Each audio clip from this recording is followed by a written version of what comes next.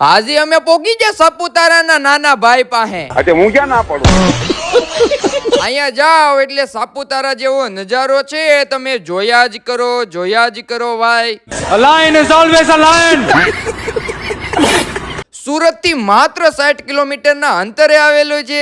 પહાડ ચડવા માટે 700 જેટલી સીડીઓ, 400 મીટર જેટલો ઊંચો પર્વત છે ને ઉપર બણભાદેવનું સ્થાન આવેલું છે. નજારો જોવો એટલે તમને સ્વર્ગની યાદ અપાવે.